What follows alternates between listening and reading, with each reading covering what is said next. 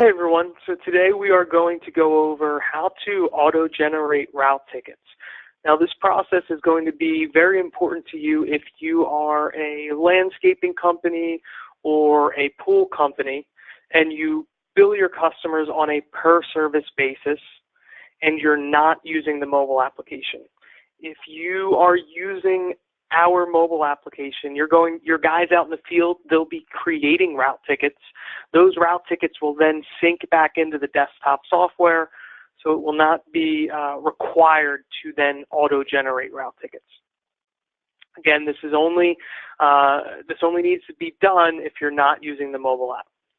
So the first thing that we need to do is head to our route schedule. So we'll go ahead and click the route schedule icon along the top toolbar of the service program here.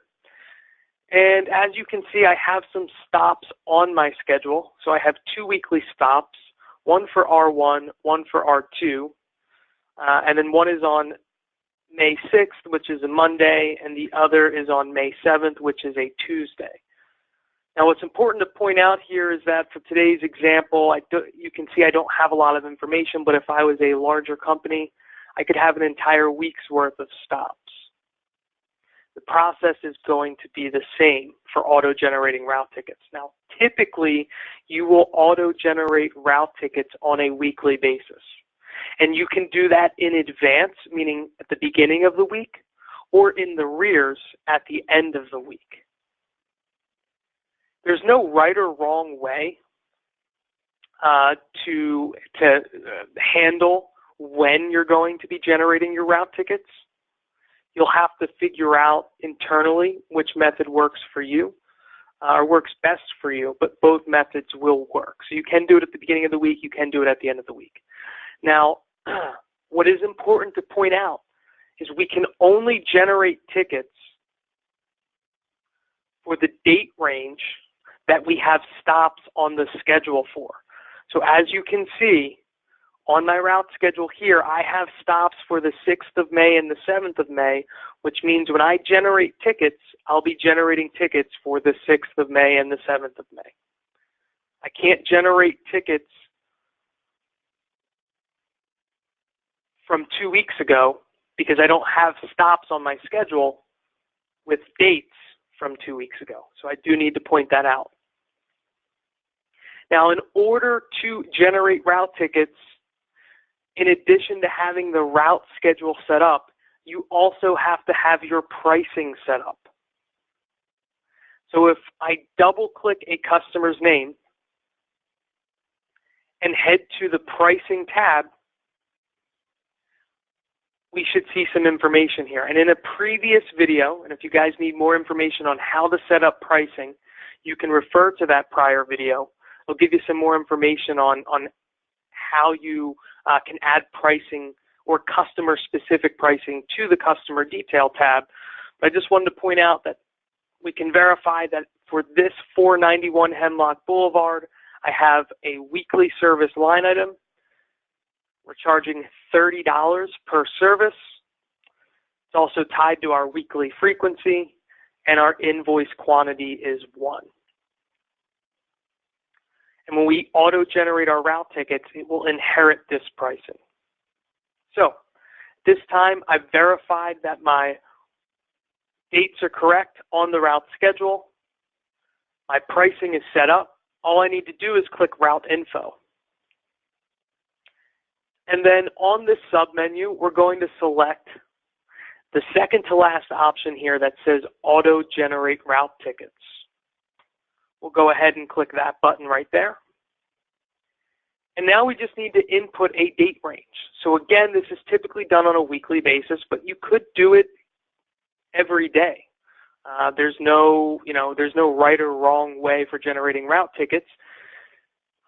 Internally, you guys will figure out what procedure works best for you, but typically you're going to be advancing your route schedule forward on a weekly basis. So based on that information, you can also generate route tickets on a weekly basis. So right here for your beginning date, well, I know I have stops for the 2nd week of May. I'm going to select May 6th. For my ending date, I'll go ahead and select May 7th. because I only have stops for Monday and Tuesday. If I had stops Monday through Friday, instead of selecting the 7th there, I would have selected the 10th.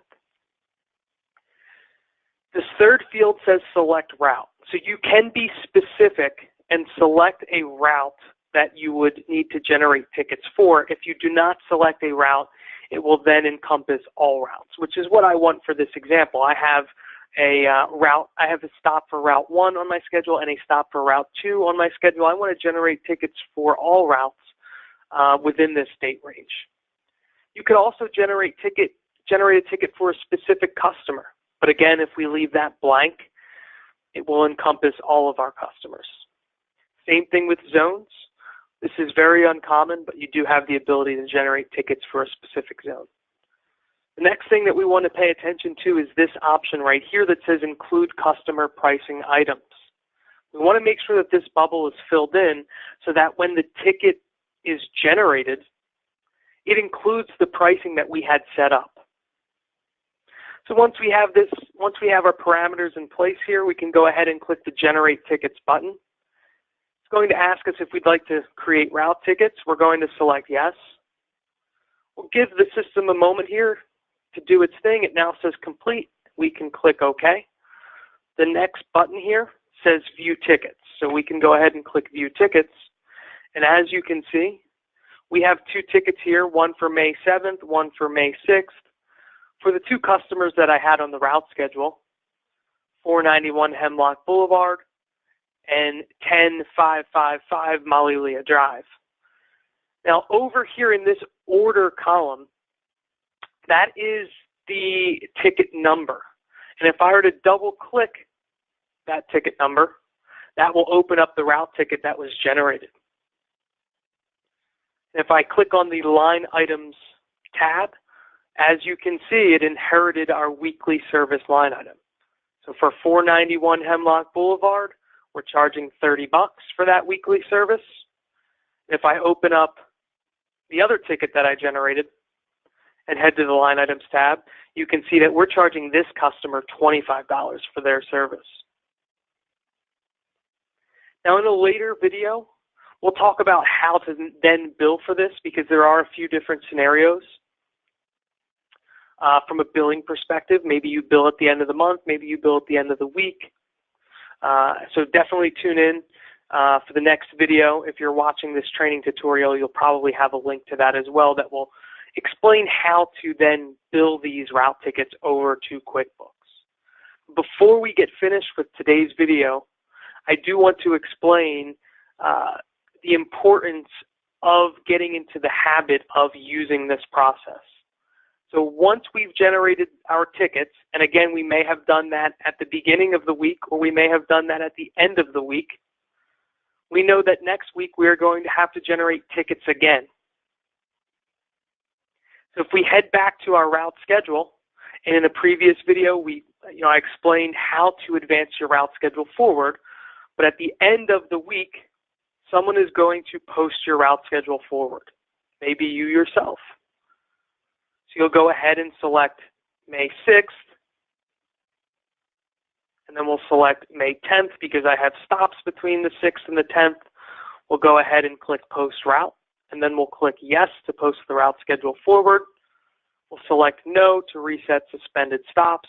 And as you can see, my stops now have a date of May 13th and May 14th, which means I can now generate tickets for May 13th and May 14th. And it's the same process. We'll go to Route Info. We'll select Auto Generate Route Tickets. And now for my beginning date, I can use 5/13. And for my ending date, I can use May 14th. And I can go ahead and click Generate Tickets. We'll select Yes.